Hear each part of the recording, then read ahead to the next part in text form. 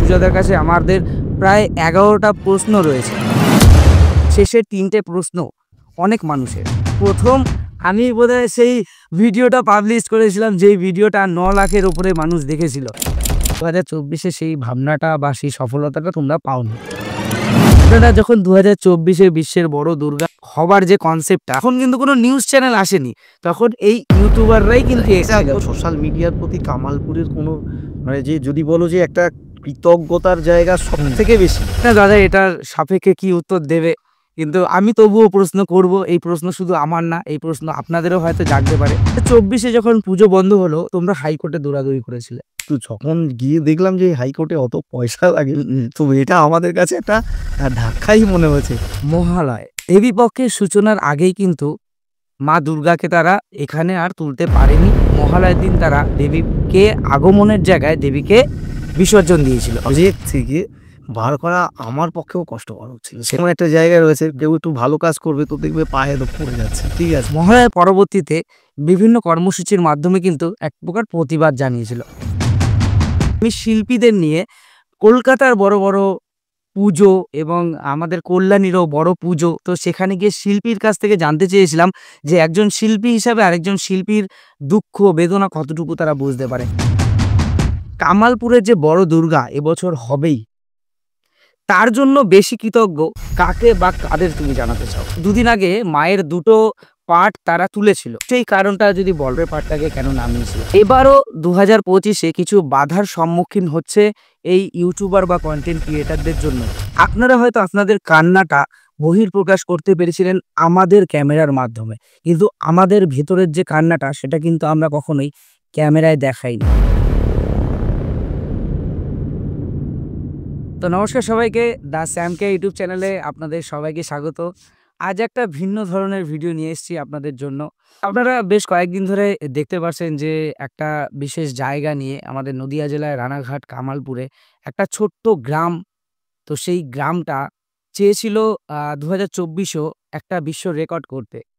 তো সেটা কোনো কারণে হয়নি। 2025-এও তারা চেষ্টা করেছে এবং এখানকার যারা কর্তৃপক্ষ রয়েছে, এই সুজয় দা, তো তিনি এবার আশ্বাস দিচ্ছেন যে 2025-এ পুজো হবে এবং প্রশাসনকে সঙ্গে নিয়ে। তো বিগত কয়েকদিন ধরে প্রায় 3 থেকে 4 দিন ধরে কিছু মিসআন্ডারস্ট্যান্ডিং হচ্ছে, যার কারণে এই সমস্ত ঘটনা ঘটছে। তো আপনারা বিভিন্ন সোশ্যাল মিডিয়া প্ল্যাটফর্ম যেমন ফেসবুক, ইউটিউব এবং বিভিন্ন নিউজ চ্যানেলেও এই ঘটনাগুলো দেখতে পেয়েছেন। কিন্তু এই প্রথম ব্রডকাস্টের মাধ্যমে আমরা যতটুকু পেরেছি, এই প্রথম আমাদের প্রচেষ্টা, তো ততটুকুর মধ্যে আমরা সমস্ত ঘটনা জানবো। আমাদের সামনে রয়েছে সুজয় দা, তো সুজয় দার কাছে আমাদের প্রায় 11টা প্রশ্ন রয়েছে। তো এই 11টা প্রশ্নের মধ্যে আপনাদের সমস্ত ধোঁয়াশা আমরা ক্লিয়ার করার চেষ্টা করব। তো সবার প্রথমে সুজয় দাকে নমস্কার জানাই। অনেক পুলিশ আধিকারিক বলো, প্রশাসন বলো, বিভিন্ন বড় বড় হায়ার অথরিটির থেকে অনেক রকমের প্রেশার তুমি এ কদিন সামাল দিলে। তো তোমার মতো মানুষ বলেই বোধহয় এত কিছু সামাল দিতে পারলে। তো তোমার কাছে আমি 11টা প্রশ্ন নিয়ে এসেছি আজকে, শুরু থেকে শেষ অবধি। 2024-এ আমরা দেখেছিলাম যে পুজো হয়নি, বিভিন্ন কারণে হয়নি। তার মধ্যে তোমরা কোর্টেও অনেক দৌড়াদৌড়ি করেছো। শেষ পর্যন্ত মহালয়ার দিন তোমরা আর কি ডিক্লেয়ার করলে যে পুজোটা হবে না। তারপরে পুজোর মহালয়ার পরবর্তীতে তোমরা বিভিন্ন কর্মসূচি রেখেছিলে তোমাদের পাড়ার বিভিন্ন ভালো মন্দ সমস্ত কিছু নিয়েই। তো সেই সমস্ত বিষয়ে আমরা যাব এবং শেষে আমরা এই জায়গায় উপনীত হব যে পুজোটা কি আদৌ হচ্ছে। আর আপনাদের উদ্দেশ্যে আমি একটা বার্তা দিতে চাই, এই 11টা প্রশ্নের মধ্যে শেষের 3টে প্রশ্ন অনেক মানুষের, এবং আমাদের সোশ্যাল মিডিয়ারও অনেক ব্যক্তি রয়েছে যারা খুব ভালো ভালো কন্টেন্ট ক্রিয়েটার, তাদেরও কিন্তু এই প্রশ্নটা রয়েছে। তো সেই সমস্ত প্রশ্নের উত্তর আজকে জানার চেষ্টা করব সুজাদার কাছ থেকে। তো এই আলোচনাটা সম্পূর্ণ দেখার অনুরোধ রইল। আশা করি এই একটা ভিডিও আপনারা দেখলে অনেক কিছুই জানতে পারবেন এবং সমস্ত ধোঁয়াশা আপনাদের মধ্যে থেকেও কেটে যাবে। তো সুজাদা, সবার প্রথমে জানাই যে শারদীয়ার প্রীতি ও শুভেচ্ছা। মা আসছে আর কয়েকদিনের মধ্যেই, 21 তারিখে মহালয়া। তো সেই মহালয়ার শুভক্ষণে অনেক জায়গায় পুজো উদ্বোধন হবে। তো তোমাদেরও উদ্বোধন কবে সেটা আমরা জানবো। তো 2024 থেকে 2025 অবধি একটা ইতিহাস রচনা করেছো এইটুকুনি টাইমের মধ্যে। তো সেই ইতিহাসটাই পুনরাবৃত্ত করব, মানুষকে জানাবো, যারা যারা এই পুজো সম্পর্কে জানেন না তাদেরকেও জানাবো। তো চলুন প্রথম প্রশ্ন আমাদের, পুজো শুরু, এই যে বিশ্বের বড় করে দুর্গা মাকে দেখা, এই ভাবনাটা তোমার কাছে এসেছিল কিভাবে? না, না, আমি ১ম এই আগে যে কথাটা বলব তোমাদের, এবছর কামালপুরে পুজো হচ্ছে, বড় দুর্গাপুজো হচ্ছে। তো এটা হচ্ছে সবাইকে ক্লিয়ার করি। ১ম এই ক্লিয়ার যেটা করতে হয় যে, আমাদের রাজ্য সরকার এবং প্রশাসনের সম্পূর্ণ সহযোগিতায় এই বছর পুজো হচ্ছে কামালপুরে। আমরা একটা জিনিস বারবার করেই বলব যে, আমাদের কনটেন্ট ক্রিয়েটররাই তো কামালপুরকে সব জায়গায় চিনিয়েছিল। তো এটাই তো একটা জায়গা যারা রয়েছে, যারা সাংবাদিকরা রয়েছে এবং কামালপুরই তো এটা দিয়ে শুরু করেছিল। তারপরেই মানে সবাইকে সবার একটা জায়গায় নিয়ে গিয়ে কিন্তু এই জায়গাটা এসছে কামালপুর। আমরা প্রশ্নে আসবো, সমস্ত উত্তরই আমরা নেব। কিন্তু বিষয়টা হচ্ছে গিয়ে যে সেই বিষয়ে আমরা একটু পরে যাই। সেই বিষয়টা আমরা আগ্রহী বা উৎসাহী সেই জিনিসটা জানার জন্য। কেননা তুমি আমাদের ভালোবাসো, আমরাও তোমাদের ভালোবাসি। এবং তার সাথে, সাথে প্রত্যেকটা গ্রামের মানুষ, কামালপুরে যত গ্রামবাসী রয়েছে, সত্যি কথা বলতে ২০২৪ সালে যখন আমি ১ম আসি এখানে, আর আমি মনে করি যে ১ম আমি বোধহয় সেই ভিডিওটা পাবলিশ করেছিলাম যেই ভিডিওটা ৯ লাখের উপরে মানুষ দেখেছিল। এপার বাংলা ওপার বাংলার সমস্ত মানুষ, বিশ্বের অনেক মানুষ দেখেছিল বিশ্বের সবথেকে বড় দুর্গা প্রতিমার কাজ যে বন্ধ হয়ে গেছিল। তো সেই জিনিসটা আমি ১ম খোলাসা করেছিলাম এবং তার পরবর্তীতে অনেক মানুষের কাছে প্রিয় হয়ে গেছিলাম এবং অনেক মানুষ ডেকে আমাকে জিজ্ঞাসাও করেছিল। তো সেই সমস্ত মানুষের দিকে তাকিয়ে বলি যে আমরা কিন্তু আপনাদের সত্যিই খুব ভালোবেসে ফেলেছিলাম একজন কনটেন্ট ক্রিয়েটর হিসাবে। তো গ্রামের মানুষেরও কিছু সমস্যা হয়েছিল, কিছু কথা উঠেছিল, সেই জিনিসটা আমরা পরে বলব। তো সবার ১ম এ যেটা আমাদের আলোচ্য বিষয় সেটা হচ্ছে গিয়ে পুজোর ভাবনাটা তোমার কাছে কিভাবে আসলো? পুজোর ভাবনা বলতে কি, আমি এখানে আমার এই গ্রামটা বলো, এখানে আমার জন্ম। এটা হচ্ছে সবথেকে বড় ব্যাপার এবং ৩ টে ফ্যামিলি যখন ছিল, তো সেই সময় থেকে আমাদের এখানেই থাকা রয়েছে। সেটা একেবারে গ্রামটা ধরো একেবারে শূন্য থেকে আজকে পাকা রাস্তা অব্দি যে অব্দি আসে। তো বাবাও বিশেষ কারণে সমাজসেবার সাথে যুক্ত ছিল। তো সেই জায়গায় দাঁড়িয়ে আমি নিজেও স্কুলে আ চাকরি করি। তো সেই হিসাব করে আমি আ পুজোটার সাথে ছোটবেলা থেকে একটা ওতপ্রোতভাবে আমাদের যুক্ত ছিলাম। যেহেতু গ্রামীণ পুজো কেমন হয়? ছোটখাটোই হয়, সবাই ক্লাবের মধ্যেই হয়। তো আমরা পুজোটা নিয়ে এমন একটা জিনিস ছিলাম যে যদি কোনোদিন কখনো পারি, আমার যারা আছে আমার সাথে, শুধু আমার কথা বললে ভুল হবে। আমার পাড়ার কিছু ছেলেরা আছে, তারা এমনভাবে আমার সাথে এই পুজোর সাথে যুক্ত রয়েছে যে গ্রামকে ভালোবেসে যে কিছু করা যায়, এটা সবাই অন্যভাবে নিতে পারে যে একটা গ্রামকে ডেভেলপ করা যায় কিভাবে কি করা যায়। তো আমাদের মধ্যে ১ম চিন্তা আসে যে একটা বড় দুর্গা করতে হবে। তো ঠিক আছে, বড় দুর্গা পুজো করতে হবে, এটা মাথায় আসে। তো আমি যখন সবার সাথে আলোচনা করলাম, তার আগে আমরা কিন্তু এখানে পুজো করেছি। প্রচুর ছোটবেলাতে অনেক সিনারি-ফিনারি এঁকে করেছি এগুলো। ঠিক আছে? এই যে শিল্পীরা আছে এখন, এরাও আমার সাথে যুক্ত ছিল। তখন আমি ওই কি হতো, একটা ওই ক্লাব ঘরের উপর দিয়ে একটা সিনারি হতো, নবদুর্গা হতো। যেটা আগেকার দিনে হতো। তো এদের সাথে আমার অনেক আগের থেকে পরিচয়। বিশেষ করে অপূর্ব আছে। আচ্ছা। তো এর সাথে অনেক আগের থেকেই পরিচয়। তখন ওই তো আ আমরা মিলেই করতাম একটা টাইমে। তো কি হলো, আমরা তখন আস্তে, আস্তে যার মতো বিজি হয়ে গেলাম। চাকরি-বাকরির দিকে এদিকে ওদিকে গেলাম। তো আমি বিগত আ এই পুজোটা যেহেতু করেছিলাম, তারপর আমার ছোট, ছোট ছেলেপেলেরাই এই পুজোগুলো করতো। আমরা পুজোর থেকে অনেকটাই দূরে ছিলাম। তো হঠাৎ করে দেখি পুজোতে কি হয়, সামাজিক অবক্ষয় একটা দারুণভাবে নেমে এসছে। আচ্ছা। তো যথারীতি সেইভাবেই আমি পুজোতে প্রায় ১০ বছর বাদে হঠাৎ করে আমি পুজোর মাঠেই যাই যে কি পরিস্থিতি করছে। তো তখন দেখি যে অনেকটা বললাম সামাজিক অবক্ষয়ের জায়গাটা গেছে। তো তখন চিন্তা হলো কি যে মা কাকিমারা বলে যে এরা একটা অন্য ধরনের সামাজিকতা খারাপের দিকে যাচ্ছে। তখন আমি সেদিনই বলি যে তোদের আর পুজো করতে হবে না। তো এর পরের বছর আমরা বড়রা আবার পুজো করব। আমি পড়াশোনাও যখন করেছি, আমি মাস্টার অফ ফিলোসফি অব্দি কমপ্লিট করেছি। তো তখন আমার প্রজেক্ট পেপার গুলো যেটা ছিল সেটা কামালপুরের ডেভেলপমেন্ট নিয়েই একটা প্রজেক্ট পেপার ছিল। তো যার কারণে তখন চিন্তা ভাবনা হয় যে কিভাবে এটাকে একটা অর্থনৈতিক পরিকাঠামোটাও ঠিক করা যায়। তো সেইভাবে একটা চিন্তা আসে যে একটা বড় দুর্গার কনসেপ্ট। গ্রামের দিকে যখন কলেজে যাবে তোমরা, তখন কিন্তু একটা নাক সিটকানো একটা ভাব থাকতো। মানে গ্রামের দিকে, হ্যাঁ, তো এটা থাকেই, সব জায়গায় থাকে। আমাদের ভাষাগত একটা সমস্যা হয়। সমস্যা হয়, হ্যাঁ। জায়গাগুলো আমরা ফেস করে এসেছি। সেই তো তখন হয়তো আমরা এই জায়গাটায় আসতে পারিনি। যখন এই জিনিসগুলো করেছি, তখন নিজেদের মনে একটা তখন তৈরি হয় যে এমন একটা জায়গা করা দরকার যখন গ্রামকে একটা ভালোভাবে সবাই দেখতে পায়। মার্ক হয়ে থাকবে। তো এইটাই একটা মনের মধ্যে সেই ছোটবেলা থেকে একটা জেদের জায়গা চলে আসে যে কেন এটা আমরাও পারবো না গ্রামকে এটাই। সামনে নিয়ে আসতে। কেন শহরের থেকে পিছিয়ে থাকবে না, শহরেই থাকবে। কেউ আবার ভাববে না এই না সেটা ভাববে না যে আমি ওইভাবে কোনো রকম জেদাজেদি করছি। যাই হোক, তাহলে ভাবনাটা তোমার কাছে এভাবে এগোচ্ছে। তো যাই হোক, দাদার কিন্তু ছোটবেলা থেকে এই ভাবনাটা ছিল। তো এখন তিনি তার বহিঃপ্রকাশ করছে। তো নেক্সট কোয়েশ্চেনে আমরা যাব এবার, যে ২০২৪ সেই ভাবনাকে তুমি বাস্তবায়িত করার চেষ্টা করেছিলে। তো সেখান থেকে দাঁড়িয়ে ২০২৪ সেই ভাবনাটা বা সেই সফলতাটা তোমরা পাওনি। তো সেই ভাবনা বা সেই সফলতাটা না পাওয়ার পেছনে পুজোয় যে বাধা হয়েছিল, সেই বাধার বিষয়টা যদি ছোট্ট করে বলো? এক্সপেরিয়েন্সটা তো একটা বড় ব্যাপার না? তখন এক্সপেরিয়েন্স ছিল না। এটা বাস্তব কথা। তখন যে যেভাবে আমাদের পরিচালিত করেছে, হুম। সেইভাবে একটা পরিচালিত হয়ে আমরা তখন খড়কুটোর মতো তখন ভেসে বেরিয়েছি। কিন্তু আমাদের কোনো আল্টিমেটলি অন্য কোনো উদ্দেশ্য ছিল না। পুজোটা করাই উদ্দেশ্য ছিল। তারপরে দেখো গ্রামের বলছি যে গ্রামের কাজ করতেই গেছি।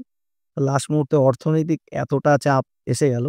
তো সেটা আমরা উইথড্র করে নিলাম। এটাই হচ্ছে একেবারে সাধারণ ঘটনা সবাই জানে।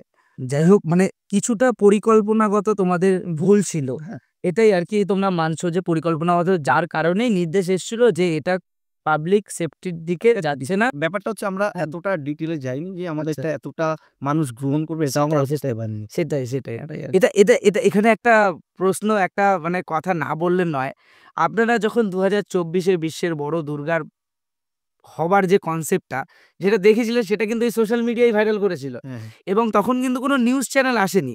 তখন এই ইউটিউবাররাই কিন্তু এটা এসেছিল। বলব কয়েকটা ছেলে ছিল। ১ম এ আমাদের বাড়িতেই একজন আছে। ঠিক আছে? হ্যাঁ, হ্যাঁ, হ্যাঁ। তো ও ১ম একটু করে হ্যাঁ। তারপরে এই চাকদা থেকে আর বোধহয় ওখানে কৌশিক ছিল আর ওদিকে বিপ্লব ছিল। আর এদিকে চাকদার ওরা দুজনা ছিল। এরা ঘুরতে, ঘুরতে ১ম এ এসছে। ১ম এসেছিল। সাইকেল নিয়ে ওরা এসছিল। আমি দেখেছিলাম ১ম ভিডিও। সাইকেল নিয়ে এসছে। আসার পরে এরাই ১ম শুরু করে এই কারণে বলছি দেখো সোশ্যাল মিডিয়ার প্রতি কামালপুরের কোনো মানে যে যদি বলো যে একটা কৃতজ্ঞতার জায়গা হুম। সবথেকে বেশি। যদি কেউ কোনো কারণে মানে আমি বলব যে কোনো কারণে দুঃখ পেয়ে থাকে, ঠিক আছে? কিংবা ভাবতেই পারে।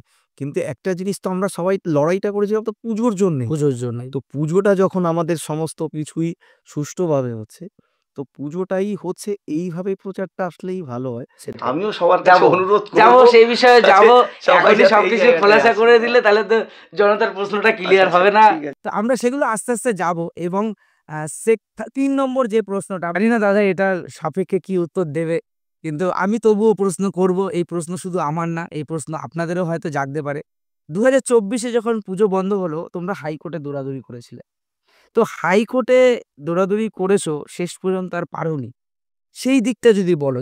বলে না যে হাইকোর্ট ব্যাপারটা সবার কাছে একরকম, আমাদের কাছে একরকম। আমরা তখন চিন্তা করেছিলাম যে হয়তো গেলে পরে হয়তো দেখছিলাম কয়েকটা পুজোর পারমিশন পেয়ে যাচ্ছে। আচ্ছা। তো আমাদেরও সেইভাবে কি হলো চলো যাই তাহলে একটু সেইভাবে যদি আমরাও একটু পেয়ে যাই, তখন আমাদেরকেও আমাদের সমস্ত সবাই বলল যে যাও। কিন্তু আমরা ওইভাবে যে হাইকোর্টে লড়তে গেছি ওইভাবে নয়। আচ্ছা। গ্রামের সাধারণ মানুষ হিসাবেই ওইভাবে গেছি। তো কিন্তু যখন গিয়ে দেখলাম যে হাইকোর্টে অত পয়সা লাগে, হুম, হুম। তো এটা আমাদের কাছে একটা ধাক্কাই মনে হয়েছে। তখন যার কারণে ওই হাইকোর্টের ওই পয়সা লাস্টে আমরা জোগাড় না করতে পারে আমরা বলেছিলাম যে অন্তত কেসটা উইথড্র করো যে বাবা অন্তত আমার পুজোর দরকার নেই। পুজোর থেকে বেশি খরচা হয়ে যায় হাইকোর্টে। একেকটা টাইমে হিউজ খরচা হয়। সেই খরচাটা যদি আমি তোমাকে অফ ক্যামেরায় বলি, না, এটা হিউজ এটা খরচা এটা হয়। ঠিক এটা আছে? যারা ওই যারা হ্যাঁ, বাঙালি হাইকোর্টে যারা বাঙালি হোক বা অন্য কোথাও হোক, সেই প্রসঙ্গে যাবো না আমরা। আমরা বিতর্কে যাবো না কোনো রকমভাবে। তো আপনারা জানেন আইনি জটিলতা অনেক কিছু থাকে। আইনের পক্ষে বা বিপক্ষে লড়তে গেলে অনেক দমও লাগে এবং তার সাথে অর্থও প্রয়োজন হয়। আবার কিছু ক্ষেত্রে কোর্ট থেকে সেটেল করে দেয় যে কিছু সরকারিভাবে উকিল থাকে।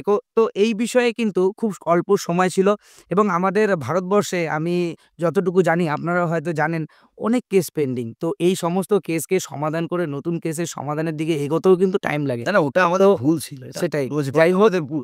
এবার বিষয়টা হচ্ছে যেটাই আমি হাসতে, হাসতেই বলছি কারণ এটাও আমাদের ভুল ছিল। সেটাই, এটা ভুল ছিল। তো তাই হোক, ভুল না করলে তো মানুষ শেখে না। না আমি বলব যে অনেক এক্সপেরিয়েন্স। এক্সপেরিয়েন্স গ্যাদার করেছে ২০২৪ এ তারা। তো হাইকোর্টের বিষয়টা আপনাদের কাছে ক্লিয়ার হলো। এবার ৪র্থ নম্বর প্রশ্নে যাব, যেটা হচ্ছে গিয়ে মহালয়। দেবীপক্ষের সূচনার আগেই কিন্তু মা দুর্গাকে তারা এখানে আর তুলতে পারেনি। যেহেতু তারা ১ম এও বলেছিল যে আইন ব্যতীত তারা কোনো কাজ করবে না। আইনকে সঙ্গে নিয়েই তারা কাজ করবে। তো মহালয়ার দিন দেবীপক্ষের সূচনা হয়েছিল, কিন্তু মহালয়ার দিন তারা তুলতে পারেনি। প্রত্যেকটা গ্রামবাসী শোকাহত হয়ে গেছিল, শিল্পীরা কান্নায় ভেঙে গেছিল এবং যেই কারণে মহালয়ার দিন তারা দেবীকে আগমনের জায়গায় দেবীকে বিসর্জন দিয়েছিল। তো যাই হোক, সে বিষয়ে যদি বলো মহালয়ার বিষয়টা আমি নিয়ে। এইবার বলি, দেখো একটা বারবার করে যে বলছি যে পুজোটা হচ্ছে এটা কামালপুরের একটা আবেগ ছিল। যে পুজোটা এমন জায়গায় গেছে, দেখো কি হয়। যখন এই তোমাদের সোশ্যাল মিডিয়ার মারফতেই বলি কামালপুর কি পেয়েছে। তো জায়গাটা কি হয়েছে, দেখো কামালপুরে প্রচুর শ্রমিক বলো, বাইরে কর্মসংস্থানের জন্য বলো, রাজ্য, রাজ্যের বাইরে, দেশের বাইরেও কামালপুরের লোকজন থাকে। শুধু কামালপুর নয়, হ্যাঁ, তো রানাঘাটের লোকজনও থাকে। তো যথারীতি এমন একটা জায়গায় চলে আসে, যখন বড় বড় নিউজ চ্যানেলে তাদের নামটা দেখছে, এই ধরো এই তো আমার বাড়ির জায়গা, এই যে যে আবেগটা কামালপুরের মধ্যে জন্মে গেছে। তুমি জানো তো এই খিদেগুলো একটা থাকে সবার, সেটাই এই তো আবেগ থেকে বার করা আমার পক্ষেও কষ্টকর হচ্ছিল। সেটাই। যার কারণে আমি যেহেতু এদের পুজোটা নিয়ে উদ্যোগ নিয়ে শুরু করেছি, হুম। ঠাকুর বানানোর থেকে শুরু করে কিভাবে সবাইকে নিয়োগ থেকে শুরু করে আর্থিক যোগান থেকে শুরু করে এই টোটালি ধরো ১৭ মাসের একটা জার্নি। তো তার মধ্যে দিয়ে কি হয়েছে, এই বিষয়গুলো এসছে যে আমি এটা বুঝতে পেরেছি যে গ্রামের মানুষের যে আবেগটা রয়েছে, এই আবেগটাই বেশি। এবং এদিন চিন্তা করতে পারবে না, আমাদের গ্রামের বয়স্ক সবাই দেখবি যে কান্নায় হয়ে যায়। না আবেগই এমন একটা জায়গায় রয়েছে, কেউ একটু ভালো কাজ করবে তো দেখবে পায়ে পড়ে যাচ্ছে। ঠিক আছে? জড়িত। তো এটা মানুষের মধ্যে একটা আবেগের জায়গা ছিল। সেটাই। তো মহালয়ার দিনেই কিন্তু এই কামালপুর গ্রামবাসীরা সত্যিই মানে এতটা পরিমাণে ভেঙে পড়েছিল যে বাচ্চা থেকে শুরু করে বয়স্ক অবধি তারা কিন্তু কান্নায় ভেঙে পড়েছিল। এবং মহালয়ের পরবর্তীতে আমরা দেখেছিলাম বিভিন্ন কর্মসূচি রেখেছিল গ্রামের তরফ থেকে। যাই হোক, চতুর্থ প্রশ্ন আমাদের এই মহালয়া এবং মহালয়া পরবর্তী সময় নিয়ে। তো পরবর্তী সময়টাও একটা প্রশ্নের মধ্যে ছিল যে গ্রামবাসীরা এতটা আবেগপ্রবণ হয়ে গেছিল যার কারণে তারা মহালয়ার পরবর্তীতে বিভিন্ন কর্মসূচির মাধ্যমে কিন্তু এক প্রকার প্রতিবাদ জানিয়েছিল। আইনের ভেতরে সমস্ত মানুষ খারাপ হয় না, আবার সমস্ত মানুষ কিন্তু ভালোও হয় না। তো আমাদের ৬ নম্বর প্রশ্ন যেটা হচ্ছে সেটা হচ্ছে পুজোর পরে অনেক শিল্পীও ছিল। গ্রামবাসীদের তো আর্তনাদ আমরা দেখেছি, কিন্তু শিল্পীরও কিন্তু আলাদা একটা আর্তনাদ ছিল। যার কারণে সেপারেটলি আমি শিল্পীদের নিয়ে কলকাতার বড়, বড় পুজো এবং আমাদের কল্যাণীরও বড় পুজো। তো সেখানে গিয়ে শিল্পীর কাছ থেকে জানতে চেয়েছিলাম যে একজন শিল্পী হিসাবে আরেকজন শিল্পীর দুঃখ বেদনা কতটুকু তারা বুঝতে পারে। তো বিভিন্ন শিল্পীরা তাদের পজিটিভ ভাবনা দিয়েছিল সেই ভিডিওতে। তো যাই হোক, এবার শিল্পীর বিষয়ে আসি। শিল্পীদের একটা পেমেন্টের বিষয় থাকে। সারা বছর দুর্গা প্রতিমা বা দুর্গাপুজোর একটা যে স্ট্রাকচার প্রায় ৫ থেকে ৬ মাস ধরে কিন্তু তারা কাজ করেছে। তারও বেশি তোমার এখানে কাজ করেছে। তো তাদের একটা আর্থিক দিক দিয়ে ক্ষতি হয়েছিল না? তো সেটা পরবর্তীতে কি হয়েছিল? ব্যাপারটা দেখো, আমরা তো পরবর্তীকালে দেখো, আমি বারবার করে বলছি যে যেটা করতে হচ্ছে আমাদেরকেই একটা বিভিন্নভাবে, ধরো এই যে গ্রামের যে এই যে গতবারে যে ৬৫,০০,০০০ টাকা সেটা ক্ষতি হয়েছে। তারপরে দেখো এতটা দেনা থাকা হয়েছিল সমস্ত শিল্পীদের পেমেন্ট গুলো। হুম? তো যাই হোক, মায়ের কৃপায় আ এই একটা বছর ধরে কিছুটা যতটা পারা গেছে সেটা শোধ হয়েছে। এবং আমার পাড়ার ওই যে কয়েকটা নাম নিলাম, যে সমস্ত ছেলেমেয়েগুলো, তুমি চিন্তা করতে পারবে, এরা কয়েকজন করে আমাকে লোন তুলে পর্যন্ত টাকা দিস। এটা আমরা তোমার ক্যামেরায় ১ম বললাম। আমি নিজেও অলরেডি প্রচুর টাকা দেনা হয়ে দেয়া হয়েছে, যেটা কিনা শুধুমাত্র এটা ক্যামেরায় বলা যায় নাই। সেটাই। সেটা মানে কোনরকম স্পন্সরশিপ ছাড়া এটা বলা না, এতগুলো টাকা সেই তো একটা মানে প্রশ্ন থেকেই যেতে পারে মানুষের ভেতরে যে এত টাকা আসছে কোথায়? একটা সামান্য বিজ্ঞাপন নেই আমাদের। এটাই অনেকের মনে প্রশ্ন আসতে পারে যে আসতে পারে যে এই পুজোটা হচ্ছে মানে প্রচুর বিজ্ঞাপনের রমরমা আছে, এ আছে, ও হ্যাঁ, এখনো পর্যন্ত একটা বিজ্ঞাপন আমাদের পুজোটায় নেই। তো সেই জায়গায় দাঁড়িয়ে তাদেরকে সত্যি এরাও আমাকে হেল্প করেছে। এই শিল্পীরা এরাই তো, ধরো দেখো এরাও তো প্রতিভাবান।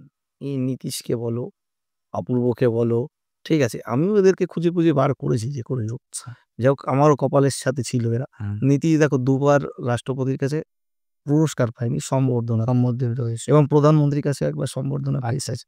তাছাড়া অপূর্ব, ও বাহুবলী সেটেও কাজ করে এসছে। বাপি বাকি একজনা বোধহয় মৃৎশিল্পী, ও খুব হাতের কাজ খুব ভালো। ও একজনা রাষ্ট্রপতি পুরস্কারপ্রাপ্ত শিল্পীর কাছ থেকে কাজ শিখেছে। তারপরে আমাদের প্রশান্ত আছে, প্রশান্তও খুব ভালো।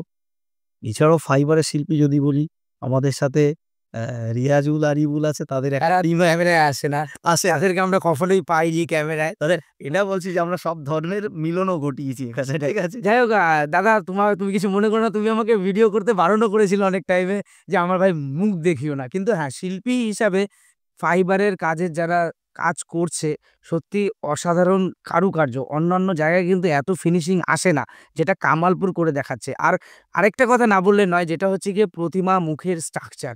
সত্যি কথা বলতে কলকাতার মতো বড় বড় পুজো বলুন, একটু গ্রাম অঞ্চলের দিকে বড় বড় পুজো বলুন, ফাইবারের স্ট্রাকচারের উপর প্রতিমার অ্যাডজাস্টমেন্ট আনা কিন্তু চারটিখানি ব্যাপার নয়। ২.৫ বছর অনেকগুলো বড়, বড় কাজ পেয়েছি।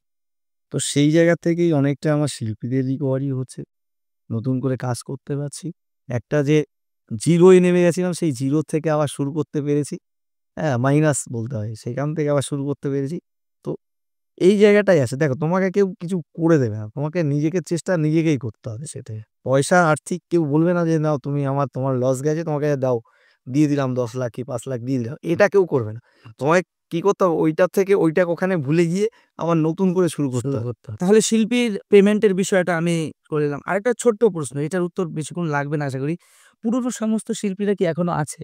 সবাই আছে, সবাই আছে। সবাই। ১-২ জন একটু বাদ রয়েছে। আমার যা চেনা রয়েছে রিজুদা। রিজুদা তুমি জানি না ভিডিওটা দেখছো কিনা? না, না, এই দেখো, রিজু তো আমার এখানে মেইন শিল্পী হিসাবে ছিল না। হ্যাঁ, শিল্পী হিসাবেই ছিল। যাই হোক, রিজু এখন একটু ও বোধহয় বাইরে চলে গেছে। বাইরে চলে গেছে সে। কারণ কি, দেখো, সবারই তো একটা জিনিসটা হয় কি, হ্যাঁ, যে নিজেকে প্রতিষ্ঠিত করতে গিয়ে সেটা করে নেয়। ও বাইরে মানে বিদেশে চলে যায়। বিদেশ চলে গেছে। আমরা শুনেছি যে আজকে ও এখনো কিন্তু ও করে। ও কিন্তু থাকে, থাকে। প্লাস হচ্ছে আমাকে ফোনও করেনি। আমাকে ফোন করেছিল আগের দিন, হাঁটতে পারিনি। তবে হ্যাঁ, তো যাই হোক, আমরা এবার যাব ৮ নম্বর প্রশ্নে।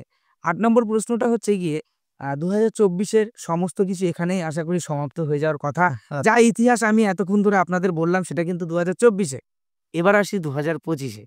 ২০২৫ কিন্তু ২০২৫ থেকে শুরু হয়নি। ২০২৪ এর পুজো শেষ হয়েছে। তারপর থেকেই ২০২৫ এর পুজোর ভাবনা শুরু হয়েছে তাদের। তো আমার প্রশ্ন এটাই যে পুজোর পরে অনেকটাই দৌড়াদৌড়ি করতে হয়েছে তোমার। তো সেই দৌড়াদৌড়ি করে শেষ অবধি আশ্বাস পেয়েছো যে পুজো হবে ২০২৫ এ এবং এখনো বলছো। তো সেই বিষয়ে যদি একটু বলো? না, না, আমি বলছি যে, দেখো, প্রথমত একটা জিনিস হয় কি, পুজো তোমার যেখানে শেষ, আমার সেখানে হয়েছিল। তো বিভিন্ন জায়গায় দৌড়াদৌড়ি করি। প্রথমত আ বিভিন্ন নেতৃত্বের কাছে যাই আমাদের। মন্ত্রীদের কাছেও কয়েকজনের কাছে যাই আমি, এবং আমাদের নদীয়া ডিস্ট্রিক্টের সমস্ত তৃণমূলের নেতৃত্বের কাছে যাই আমরা। যথারীতি আমরা কোনোদিনও কামাই করিনি। প্রতিটা জায়গায় আমরা ১ম থেকেই গেছি, যে অন্তত পুজোটা যাতে সম্পন্ন করা যায়। তারপর আমরা প্রশাসনের কাছে গেছি, অভিষেকদার অফিসেও আমরা গেছি। এইভাবে যেতে, যেতে মোটামুটি আমাদের প্রসিডিউর আস্তে, আস্তে করে এগোচ্ছে। ২০২৪ এ যে পরিকল্পনা ছিল সেটায় অনেক ঘাটতি ছিল, অনেক ঘাটতি ছিল। এবার আমাদের দেখো, ওই পরিকল্পনাটা তো পরিকল্পনা করে পুজো হয়েছিল না। ওটা একটা আবেগের বশে ঠাকুর তৈরি হয়েছিল। সেটাকে মানুষ পছন্দ করেছিল। তারপর যে প্ল্যান প্রোগ্রাম ছিলই না একেবারে। তো যেটা আমাদের প্রশাসনও বারবার করে বলে দিচ্ছিল। তো তারপরেও দেখো, আবেগটা তো আবেগই হয়। তো সেখান থেকে বেরিয়ে আমরা ২য় বার প্ল্যান প্রোগ্রাম করেই এগোতে হয় আমাদের। তো দৌড়াদৌড়ি কিন্তু অনেকটাই করেছিল। তো এ হয়েছে। ৮ নম্বর প্রশ্নে কিন্তু আমাদের এটাই ছিল যে দৌড়াদৌড়ি কতটুকু করেছেন? দাদা কিন্তু কালীঘাট অব্দিও গেছে, দিদির বাড়ি অব্দি অনেকটাই চেষ্টা করেছো এগুলো সমস্ত কিছু ক্লিয়ার করার। তো এবার আমরা যেই ৩ টে প্রশ্ন বাকি রয়েছে মানে ৯, ১০ আর ১১, তো এই ৩ টে প্রশ্ন কিন্তু অনেকেই আশা করে বসে আছেন যে সেই ৩ টে প্রশ্ন কি? তো ওই ৩ টে প্রশ্নের মধ্যে ১ম প্রশ্ন অর্থাৎ ৯ম প্রশ্ন আমাদের যেটা হচ্ছে গিয়ে কামালপুরের যে বড় দুর্গা এবছর হবেই, তার জন্য বেশি কৃতজ্ঞ কাকে বা কাদের তুমি জানাতে চাও? না, না, দেখো, বেশি কৃতজ্ঞ বলতে যে, সবথেকে যদি বলো যে আমাদের নেত্রী দিদি আছেন। দিদি তো এখানে মাথার ওপর আমাদের আছেনই। তার সাথে আমাদের নেতা অভিষেক বন্দ্যোপাধ্যায় আছেন।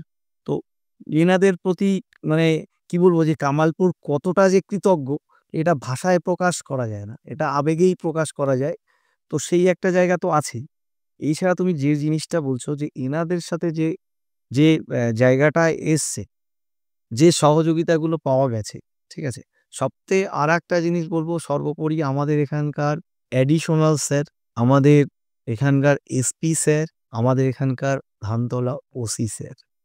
আমি যখন পুজোটা করতে পারিনি গতবার, উনি তখন ১ম এ এখানে যেদিন জয়েন করেছিলেন, মানে OC Dhantala, OC Dhantala sir, Kaushik babu, তাই তো? কৌশিকবাবু। আচ্ছা। তো উনি কিন্তু ১ম দিনই আমাকে আসার পরে উনার ২য় দিন বোধহয় আমার সাথে উনি কথাবার্তা বলেছিলেন। আচ্ছা। তা আমি ওনাকে বলেছিলাম যে অন্তত, উনিও বলেছিলেন যে আমি আমার দিক থেকে পুরো চেষ্টা করব। তো আমরা জানি যে তুমি এসপি অফিসে অনেকবার ঘুরেছো আমাদের রানাঘাট পুলিশ ডিস্ট্রিক্টে যে সর্বোপরি যে কর্তা রয়েছেন পুলিশ প্রশাসনের তরফ থেকে। তো সেই এসপি স্যারের কাছেও দাদা অনেকবার গিয়েছে। দাদা তার সাথে আলোচনা করেছে এই বিষয়টা নিয়ে।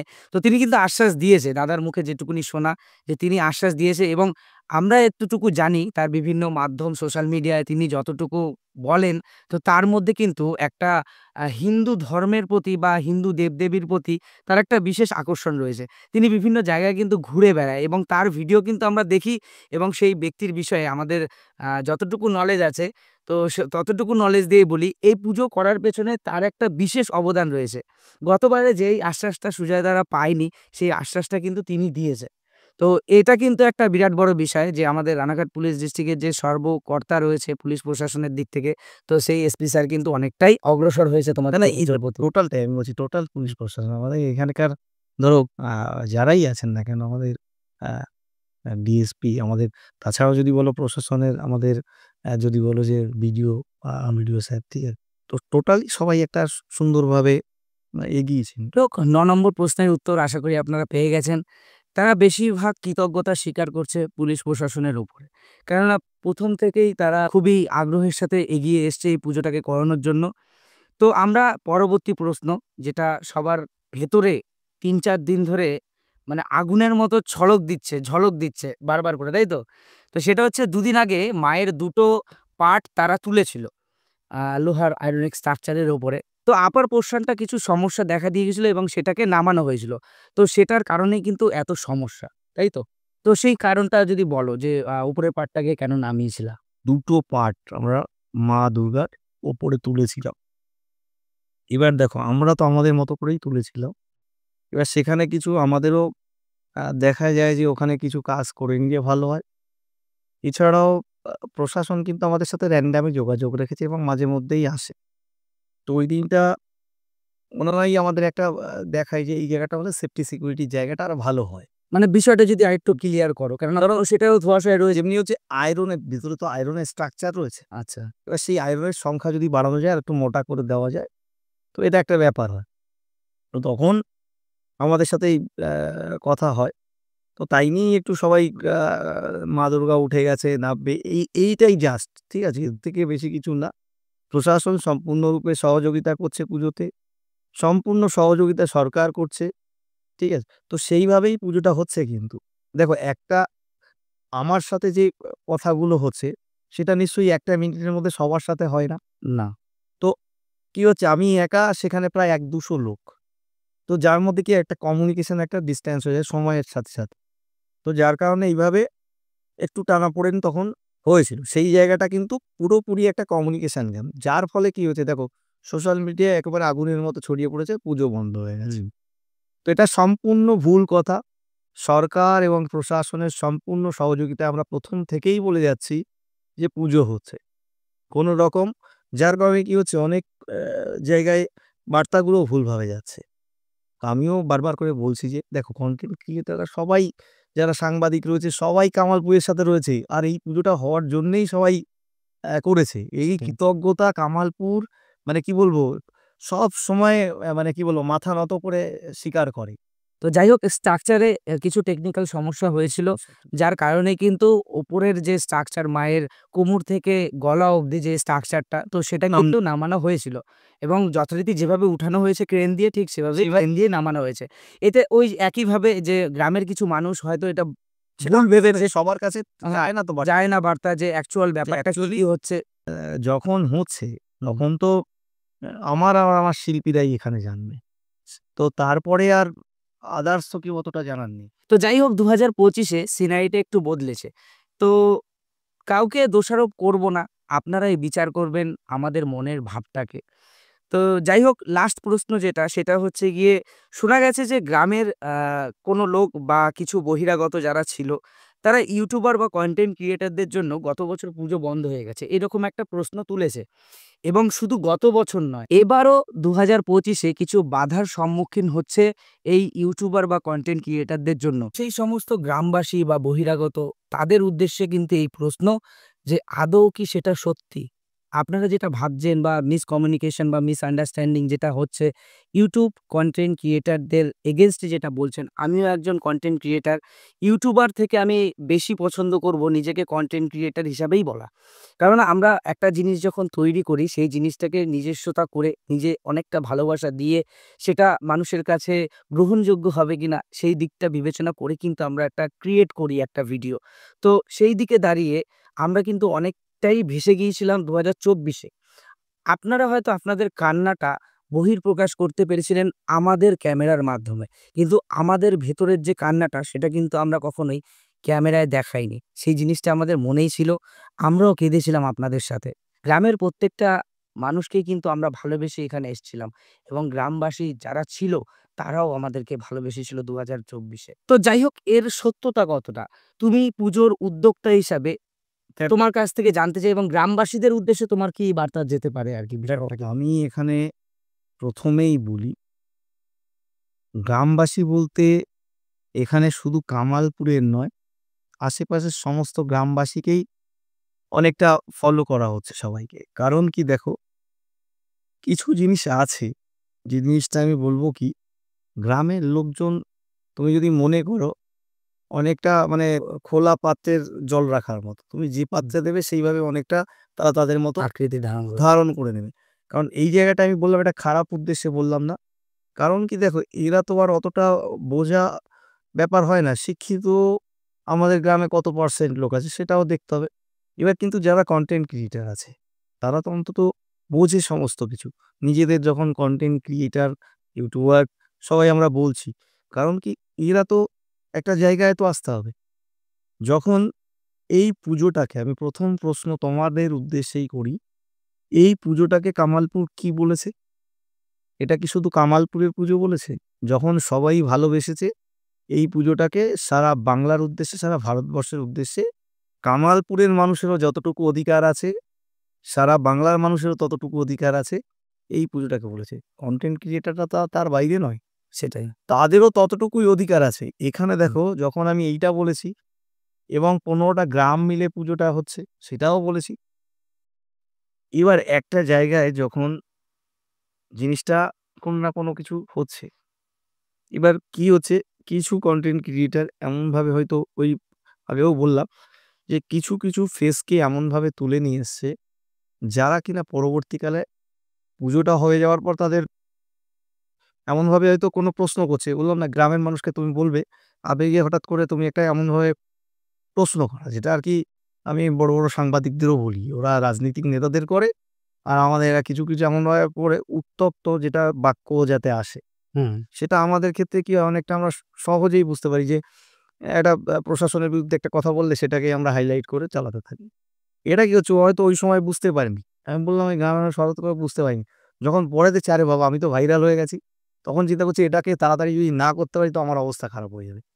তো তখন কি হচ্ছে, ওরা অন্যরকম একটা চিন্তাভাবনা করছে। এই তুই এই ভুলভাল জিনিস ভাইরাল হয়ে গেল, এ হয়ে গেল। তখন তাদের মনে একটা অন্যরকম রিঅ্যাকশন এর জায়গা আছে। আর এইগুলো কোনো ঘটনাই না, যেটা যার সাথে কি হয়েছে না কি আমার সাথে সরাসরি আলোচনা করতে পারত। কারণ এখানে প্রচুর লোক, প্রচুর দর্শনার্থী আসছে। তারা নিজের পুজো মনে করেই আসছে এবং যারা কনটেন্ট ক্রিয়েটর তারাও নিজের পুজো মনে করেই আসছে। তো আমি এই জায়গাটায় সবাইকেই বলব, এটা তোমাদেরও পুজো। এখানে কেউ বলবে না। আর গ্রামের লোক যদি কিছু বলে, সরাসরি বলবে সুজয় দা বলেছে। সুজয় দা এখানকার পুজোর প্রধান উদ্যোক্তা। বলবে সুজয় দা আমাদেরকে টোটালি বলবে যে আজকে কামালপুরটা গ্রামটাকে সবার কাছে পৌঁছে দেওয়া হোক। পৌঁছলো কি করে তো সেটাই। সেটা তো একটা পরপর ইউটিউবার, কনটেন্ট ক্রিয়েটর যারা রয়েছে, সাংবাদিক যারা রয়েছে, তাদের প্রতি আমি বরাবরই বলছি যে কামালপুরকে আজকে এই তুলে নিয়ে আসার জায়গা কিন্তু তারাই। তো আজকে যখন পুজোটা সম্পন্ন হচ্ছে সরকার এবং প্রশাসনের সমস্ত সহযোগিতায়, তো আমরাও চাইবো যে সমস্ত কন্টেন্ট ক্রিয়েটাররাও যেন এই বার্তাটাই সব জায়গায় দেয় যে পুজো হচ্ছে, এবং যে জায়গাটা এসেছিল যে দেখো কিছু তো মিসআন্ডারস্ট্যান্ডিং হয়েছে। তো সেই জায়গাগুলো হয়তো গ্রামের লোক ভাবছে যে পুজো হচ্ছে না, এরকম ভিডিও হচ্ছে। তো মানে আমাদের গ্রামের পুজোটাকে বন্ধ করে দিচ্ছে, হয়তো এরকম আছে। সেটাই। আমি বারবার করে বললাম যে এটা দেখো আমরা তো সচেতন, অন্যজনা নাই হতে পারে। কিন্তু একবার আমাকেও জানানো দরকার সবাইকে যে আমি গ্রামের উদ্দেশ্যেও বলছি যে গ্রামের লোক কখনোই এটা করবে না। যদি কেউ করে থাকে তো সরাসরি আমাকে তার সামনে নিয়ে বলো যে সুজয় দা এই জিনিসটাই অমুক বলেছে। দেখো তারপরে সেই লোকটাকে বোঝানোর দায়িত্ব আমার। তাই না? এটা মনে আইডেন্টিফিকেশন এরও তো ব্যাপার থাকে যে গ্রামে এমনও তো হতে পারে এই পুজোটা কিন্তু এখন শুধুমাত্র কামালপুরের নয়। তো এটা এটা কিন্তু সারা পশ্চিমবঙ্গ, সারা ভারতবর্ষ এবং বিশ্বের বাইরেও কিন্তু এটা চলে গেছে। সো আমি তো সবাইকেই বলেছি যে এই কামালপুরের পুজো না এটা সবার। এই পুজোয় যদি কোন রকম কোনো কিছু হয় তোমাদেরও সমান দায়িত্ব থাকবে। সমান দায়িত্ব থাকবে এবং এটাকে হয়তো বন্ধ করা বা এর পেছনে নেগেটিভিটি ছড়ানোর পেছনে অনেক মানুষের একটা জিনিস মানছি হুম। যে দেখো পুজোটাকে একটা জায়গায় হচ্ছিল না। পুজোটা তারপরে হচ্ছে। মানে ২৪ হয়নি, ২৫ হচ্ছে। আমরা তো লড়াইটা করেছিলাম পুজোটা হওয়ার জন্যেই। প্রশাসন, পুলিশ প্রশাসন এগুলো সবথেকে বেশি কৃতজ্ঞতা স্বীকার করব তাদের প্রতি এবং আমার জেলা নেতৃত্বের প্রতি। আচ্ছা। তো তারা সমস্তটাই এই জায়গায় একটা পুজোর জায়গায় নিয়ে গেছে। আমাদের প্রাক্তন বিধায়ক আছে, আমাদের চেয়ারপারসন শঙ্কর সিংহ মহাশয় আছেন। তো এনারা সবাই আছেন যে আমাদের জেলা সভাপতি আছেন। ঠিক আছে? তো এনারা একটা জায়গায় নিয়ে গেছেন। আমাদের অতীন মন্ডল মহাশয় আছেন। এনারা সবাই চেষ্টা করেছেন আজকে পুজোটাকে একটা জায়গায় নিয়ে যাওয়ার জন্যে। তো কৃতজ্ঞতা সবার জন্যে সমান যে এই জায়গাটা একটা পুজোর জায়গাটা আসছে। তারপরে তো ইউটিউবার কনটেন্ট ক্রিয়েটাররা রয়েছেই যে এই পুজোটাকে সবার সামনে নিয়ে আসার জন্যে। তো আমি বলব যে আজকে একটা সুন্দর জায়গায় যখন পুজোটা হচ্ছে, কনটেন্ট ক্রিয়েটাররাও যেন সুন্দরভাবে যে জায়গাটা কামালপুরের ছিল, সেই জায়গাটা যেন রাখে এবং কামালপুরকে তারাও ভালোবাসে র‍্যান্ডম কারণ পুজো ছাড়াও তারা অনেক কবার আমার সাথে ব্যক্তিগতভাবে এসছে এবং তাদের কোনোভাবে কোনো কিছু হলে পরে মানে সেই জায়গাটাও আমার অনেকটা আ খারাপ লাগে। ঠিক আছে? কারণ কি নেগেটিভিটি করতে গেলে যেহেতু অনেককেই বারবার করে বলছি যে একটু পজিটিভ ভিডিও করো। কারণ কি এটা যেহেতু সাইবার ডিপার্টমেন্ট একটা এটাকে নিয়ে যখনই যেহেতু সরকার পুজো করছে এবং আ আ এবং প্রশাসন সম্পূর্ণরূপে পুজো করছে। যখনই একটা হচ্ছে না বলে একটা ভিডিও হচ্ছে, সেটাকে হয়তো প্রশাসন তার হাতে সেটাকে একটা অন্যভাবে করবে। তো আমিও চাই না যে কোনো কনটেন্ট ক্রিয়েটর কামালপুরের ভিডিও করে করুক, সমস্যায় পড়ুক। আমি যার কারণে বারবার করে কদিন ধরে আমি বলেই যাচ্ছি যে অন্তত তোমরা একটা পজিটিভ ভিডিওতে আসো। তবে হ্যাঁ, আমি এটাই বলব যে প্রশাসনের বিরুদ্ধে কোনো রকম কোনো ভুল বার্তা যেন কারোর ভিডিওয়ে না যায়। কারণ কি তাহলে সুজয়দারই সবথেকে বেশি খারাপ লাগবে। সেটাই। যেহেতু প্রশাসন সম্পূর্ণরূপে আমি এতবার সব ভিডিওতেই বললাম এবং সরকারের সম্পূর্ণ সহযোগিতায় এই বছর কামালপুরে পুজো সেটা হয়েছে। যে এই পুজোটার ক্ষেত্রে দেখো যেহেতু ঠাকুর থেকে শুরু করে এই পুজোর সম্পূর্ণ পরিকল্পনাটা আমার। তো এই পুজোটার দায়ভারটাও অনেকটা আমার কাছেই চলে আসে। যে পুজোটা যাতে সুষ্ঠুভাবে কারণ একটা পরিকল্পনাভাবে তো আমি এগিয়েছি।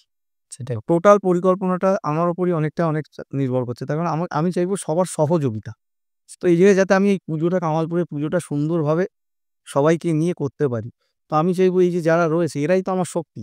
এরাই তো সমস্ত কিছু ছিল। আজকে হয়তো এরা ইউটিউবার কনটেন্ট ক্রিয়েটর বলে কিন্তু দাদা তো সবাই বলে। সেটাই। পারলেও ভাইয়েদের কাছে এইটুক তো আবেদন আমার কাছে থাকতে পারে। যত তোমরা সবাই কামালপুরের পেছনে দাঁড়াও এবং আমার পুজোর সময় আমি বলব যে কামালপুরের থেকে হাতে হাত লাগিয়ে হ্যাঁ, হয়তো আমার কামালপুরের যারা রয়েছে তারাও আমার ভাই। তোমরাও আমার ভাই। তো দুটো ভাইয়ের যদি কোনো সময় কোনো কিছুতেও কিছু হয় তো আমাকে মেটানোর দায়িত্ব দাদা হিসেবে সেটা নিতে হবে। দায়িত্ব হ্যাঁ, তোমাকেই নিতে হবে। তো সেই জায়গাটা তোমরা এটা মনে করো যে কামালপুরের কেউ আর কোনো কিছু বলবে না। এটা অলরেডি যথারীতি আমি অনেকবার বলেছি। যদি কেউ কামালপুরের সামনে এসে কিছু বলতে যায়, তোমরা বুক ফুলিয়ে বলতে পারবে সুজয় দা বলেছে এবং সুজয় দা বলেছে যে কেউ যেন এইভাবে কোনো রকম কোনো কিছু না বলে। তবে আমি সবার কাছে অনুরোধ এটা রাখবো যে প্রশাসন এবং সরকারের সহযোগিতায় পুজো হচ্ছে। হ্যাঁ। পুজো হচ্ছে না বলে এরকম ইয়ে করে না, এটা একদমই নয়। কনফিউশন কেননা যেটা সত্যি সেটাই তুলে ধরা আমাদের কাজ একজন কনটেন্ট ক্রিয়েটর হিসাবে। আমাদের কিন্তু এটাই কাজ। সে আমার ভিডিওতে ভিউ আসুক আর নাই আসুক। যেই ভিডিওতে একটু মসলা থাকে সেই ভিডিও মানুষ বেশি পছন্দ করে। মানে মসলা বলতে দেখো সেই মসলাটা কিন্তু ভালো মসলাও হতে পারে, খারাপ মসলাও হতে পারে। কালকেই হয়তো আমার লক্ষ্মী সরস্বতী ওখানে দাঁড়াবে। আচ্ছা, তো যদি আসে তো সুন্দর ভিডিও তৈরি হবে আবার। সেটাই। হ্যাঁ, পরপর কিন্তু সবাই নতুন কিছু আসছে, আমার উপরে ভিউ বাড়ছে। ভিউয়ার্স, অনেকের আছে নতুন পজিটিভ সমস্ত কিছু করছে, ভিউ দেখো ভিউজ আসছে। কারণ কি আ দেখো সবাই আমি বললাম ভিউজ এর জন্য সবাই আসে না। না। কারণ কি সবাই আসে ভালোবেসে। তো ভালোবেসে নিয়েই আসো তোমরা সবাই। এটাই আমি বলব যে কেউ ভুল বুঝো না। সেটাই। কিন্তু জিনিসটা হচ্ছে সঠিক করে করো। কারণ কি আমি এটাই চাইবো যে পুজোটা হচ্ছে সরকার এবং প্রশাসনের সহযোগিতায়। এটাই বারবার করে বলছি। তোমরা আসো। যে সমস্ত যাদের মনে দুঃখ লেগেছে আমাকে পার্সোনালি যোগাযোগ করো। যাতে সেই সমস্যাগুলো সমাধান হয়। সমালোচনাটা করো, করবা না কেন? আমার সমালোচনা করো, আমার সমস্ত কিছুই করো। কিন্তু এমন সমালোচনা করো না যেটা নিয়ে আবার অন্যরকম পুজোতে কোনো রকম ব্যাঘাত ঘটে এরকম কোনো কিছু করা না করাটা ঠিকও নয় আমার মতে। কেননা আমাদের ভিডিওতে যেগুলো আমরা দেখাই সে কোনো রকম ভিউজ আসুক কি না আসুক, ছোট্ট একটা চ্যানেল আমার। তো এই চ্যানেলের মাধ্যমে আমি কিন্তু অনেক কিছুই করতে চাই। যেটা সত্যি সেটা সত্যি, যেটা মিথ্যে সেটা মিথ্যে। তো এই জিনিসটাই অ্যাকচুয়াল থাকা উচিত। সুজয়দা যেহেতু এই পুজোর কর্তৃপক্ষ নিজ দায়িত্বে বলছে যে পুজোটা হবে, তো এখানে মিসআন্ডারস্ট্যান্ডিং এর কোনো জায়গা থাকে না। আমাদের অনেক কনটেন্ট ক্রিয়েটরের মধ্যে এই মিসআন্ডারস্ট্যান্ডিংটা হয়েছে এবং বিভিন্ন রকমভাবে হয়েছে। শুধুমাত্র এই নয় যে তারা এসে কনটেন্ট ক্রিয়েট করেছে তা না, বাড়িতে বসেও অনেকে কনটেন্ট ক্রিয়েট করেছে। আসেনি কিন্তু কনটেন্ট ক্রিয়েট করেছে এবং সেখানে ভুল বার্তা দিয়েছে সমাজের কাছে। তো সেই জায়গাটা দেখা প্রয়োজন। আমার মনে হয় বারবার ক্লিয়ার করতে হবে। ওই কারণে আমি বলছি বারবার করে ভাই কামালপুরকে যারা ভালোবাসো তারা ক্লিয়ার অবশ্যই আসো, এসে ভিডিও করো। ভিডিও করলে যে শুধু আর্থিক দিক থেকে উপার্জন হয় তা না। এটা না তোমার ব্যক্তিত্ব পরিচয় পায় এবং এই যে কামালপুর একটা ছোট্ট গ্রাম, সেই গ্রামটা কিন্তু বিশ্বের দরবারে পৌঁছে যাচ্ছে। তো এটাও কিন্তু একটা বিরাট বড় বিষয়। আমরা গ্রামে থাকি, শহরের সাথে কিন্তু অতটাও পারা যায় না। কিন্তু শহরের মতো বড়, বড় পুজোকেও টেক্কা দিতে পারে গ্রাম অঞ্চল, সেটা প্রমাণ করেছে এই রানাঘাট কামালপুর অভিযান সংঘ। টোটালি হেল্প করেছে এই সোশ্যাল মিডিয়া থেকে শুরু করো এবং আ কি বলবো বড় মিডিয়া যারা আছে, সেটা। সমস্ত সাংবাদিক যারা আছে, বন্ধু আছে, যাই হোক, সোশ্যাল সবাই মিডিয়ার অবদান রয়েছে প্রথম থেকে। অস্বীকার করা যায় না। সেই তো আমিও চাইবো যে পরবর্তীকালে দেখো একটা জিনিস তৈরি হয় তারপরে তার ধ্বংসটাও যদি সবাই এইভাবে করতে যায় সেটা আমারও মনে হয় না খুব ভালো হয়। কারণ তৈরি সেটাই। জিনিসটা সুন্দর করে রাখাটাই সেটাই। এই পুজোটা শুধু কামালপুরের নয়, সবার সমান অধিকার রয়েছে এই পুজোটায়। আমি বললাম যদি কেউ কোনো জায়গায় কোনো গ্রামের কিছু বলে আমার নাম নিয়েই তাদের সাথে কথা বলো, দরকার আমাকে একটা ফোন করো। আশা করি কেউ বলবে না। আমি অলরেডি যথারীতি আমার গ্রামের সবাইকেই বলে দিয়েছি কেউ কোনো রকম হ্যাঁ, তবে আমিও এটাও অনুরোধ করব যদি গ্রামের কারোর ব্যক্তিগত কোনো ভিডিও নিয়ে যারা সোশ্যাল মিডিয়ায় ছেড়ে দিচ্ছ, অনেক সময় অনেক কিছু ঘটে কিন্তু সেগুলো সবসময় রাখা যায় না। দেখা যায়। হয়তো তোমাদের একটু ভিউজ এর ক্ষেত্রে চ্যানেলের ক্ষেত্রে একটু অসুবিধা হবে। কিন্তু আমার মনে হয় ওটাকে ডিলিট করে দেওয়াটাই বেটার হবে। কারণ কারো ব্যক্তিগত জীবন নিয়ে তার রিস্কের জায়গা নিয়ে করাটা সেটাই হবে না। এটা আমি অনুরোধ করব সবার কাছে এই জায়গাটাই। তো যাই হোক, আমাদের আলোচনা অনেকটাই এগিয়েছে। এতক্ষণ ভিডিও আমার YouTube লাইভে আমি কোনোদিনও দিইনি। এই ১ম আমি দাদাকে রিকোয়েস্ট করেছি, দাদা একটা ছোট্ট আলোচনা করতে চাই। কিন্তু ছোট্ট আলোচনা যে এত বড় আকার ধারণ করবে এটা আমি বুঝতে পারিনি। তো অনেকক্ষণ ধরেই এই সমালোচনা চলল। তো আপনারা সমস্ত আলোচনার সারমর্ম বুঝেছেন। আলোচনা শেষ করব আমরা এখানে। আ বিশ্বের সবথেকে বড় দুর্গা না বলি, বিশ্বের বড় একটা প্রতিমা যেটা একটা প্রত্যন্ত গ্রাম অঞ্চল পড়তে চলেছে, সেটা হচ্ছে এই রানাঘাট কামালপুরের বড় সব এটাই বললেই সবাই আছে। আমরা আমাদের শিল্পটাকে সামনে আনতে চাই। তো যাই হোক, সমস্ত আলোচনা আমাদের কাছে এখানেই শেষ। দাদাকে অসংখ্য ধন্যবাদ জানাই। দাদা, আমাদের এই আলোচ্য বিষয়ে তোমার অংশগ্রহণ দেখে আমরা সত্যি খুব মুগ্ধ হলাম এবং অনেক মানুষ যারা এদেশে ওদেশে বিদেশে ছড়িয়ে ছিটিয়ে রয়েছে তাদেরও জট কেটেছে এই ভিডিওর মাধ্যমে। তো আমিও সবাইকে অশেষ ধন্যবাদ জানাই। এত সময় ধরে আমাদেরই একটা আবেগের কথাবার্তা যেটা আছে সেটা চললো। তো এই মুহূর্তে আমার মনে হয় সবারই জট অনেকটা কেটেও গেছে। আশা করি সবাই কামালপুরকে ভালোবাসবে, সুজয়দাকে অন্তত সবাই একটু হলেও ভালোবাসে যারা আছে। আমি জানি সবারই মন থেকে হয়তো এই ধোঁয়াশাটা দূর হবে। তো যাই হোক, ভিডিও দেখে কেমন লাগলো তা অবশ্যই কিন্তু আপনারা কমেন্টসের মাধ্যমে জানাবেন, এবং ভিডিওটা যদি এতক্ষণ দেখে থাকেন অবশ্যই একটা ছোট্ট ক্লিক করে আমাদের চ্যানেলটিকে সাবস্ক্রাইব করে রাখবেন। আর অবশ্যই সাবস্ক্রাইবের পাশাপাশি বেল আইকনটিকে টিপে অল নোটিফিকেশান করে রাখবেন, তাতে যখনই আমরা এই ধরনের নতুন নতুন ভিডিও দেবো সবার আগে পৌঁছে যাবে আপনার কাছে। আর যারা আমাদেরকে চেনেন না তাদের ক্ষেত্রে একটু ছোট্ট করে বলে রাখি, আমি সম্রাট এবং আমার সাথে থাকে কে। আপনারা এতক্ষণ দেখছিলেন the Sam K YouTube channel. আমরা চেষ্টা করি প্রত্যেকটা জায়গায় গিয়ে সেই সমস্ত জিনিস যেগুলো মানুষের কাছে খুবই প্রিয় সেই জিনিসগুলো তুলে ধরার। তো যাই হোক, ভিডিওটা কেমন লাগলো তা প্রমাণ পাবো আপনার একটা লাইক থেকে, এবং অবশ্যই লাইকটা করুন, তাতে আমরাও মোটিভেট হই এই ধরনের ভিডিও আনার জন্য। আর যত ধোঁয়াশা ছিল এই পুজোটা হবে না হবে না সেই সমস্ত কিছু জট ক্লিয়ার হয়ে গেছে। আর ভিডিওটা অবশ্যই বেশি করে শেয়ার করবেন বন্ধু বান্ধব আত্মীয় স্বজনের মধ্যে, যাতে তাদেরও এই ধোঁয়াশার জট কাটতে পারে। তো চলুন, দেখা হবে আবার অন্য কোনো দিনে অন্য কোনো একটি ভিডিও নিয়ে। ততদিনের জন্য বাই, সুস্থ থাকবেন, ভালো থাকবেন, শুভরাত্রি।